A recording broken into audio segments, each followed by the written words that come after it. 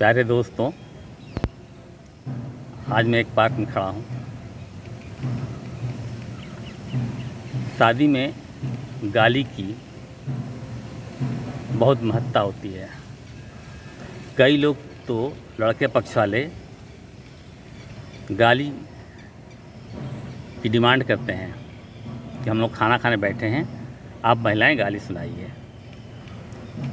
तो मैं एक जनकपुर की गाली लेके प्रस्तुत हूँ। भगवान राम गए हुए हैं और उनके गुरुदेव विश्वामित्र जी साथ में हैं, खाने बैठे हैं। लेडीज सब गाली सुना रही हैं, सुनिए और मज़े लीजिए गाली का। अरे राम जी से पूछे, अरे राम जी से पूछे, जनकपुर का नारी बता द बबुआ।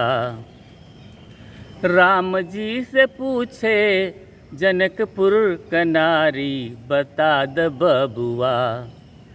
लोगवा देते काहे गारी बता द बबुआ। लोगवा देते काहे गारी बता द बबुआ। राम जी से पूछे, हो राम जी से पूछे, जनकपुर का नारी बता द बबुआ। लोगवा देते काहे गारी बता द बबुआ।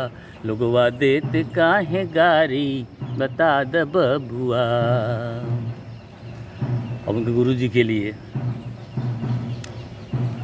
पाकल पाकल बार इनका, पाकल पाकल बार इनका, देखे में दुबर पातर। पाकल पाकल बार इनका, देखे में दुबर पातर, लेकिन खाए भर भर के थारी बता द बबुआ। लेकिन खाए भर भर के थारी बता द बबुआ। लोगवा देते काहे गारी बता द बबुआ।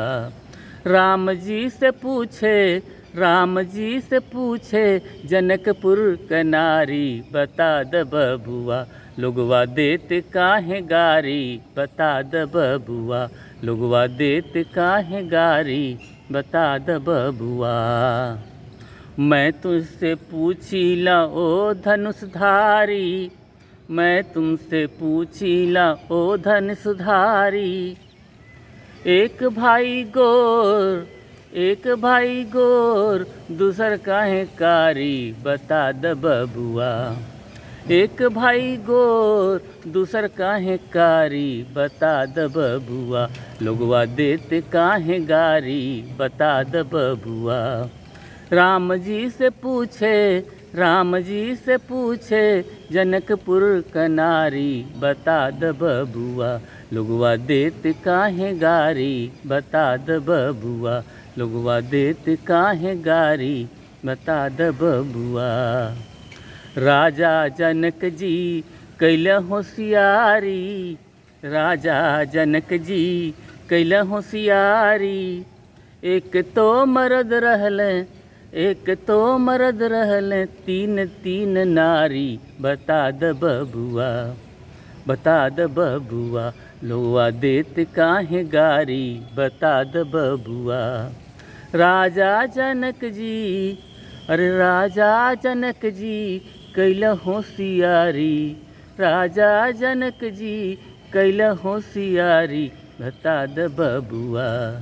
एक ही मर्द और तीन तीन सा, एक ही मर्द और तीन तीन रानी बता द बबुआ। लोगवा देते काहे गारी बता द बबुआ। लोगवा देते काहे गारी बता द बबुआ। राम जी से पूछे, राम जी से पूछे, जनकपुर का नारी बता द बबुआ। लोगवा देते काहे गारी बता द बबुआ। लोगवा देते काहे गारी बता द बबुआ। लोगवा देते काहे गारी बता द बबुआ। लोगवा देते काहे गारी बता द बबुआ। लोगवा देते काहे गारी बता द बबुआ। Thanks for watching. अगर पसंद आया हो तो लाइक करें, सब्सक्राइब करें और शेयर करें। धन्यवाद।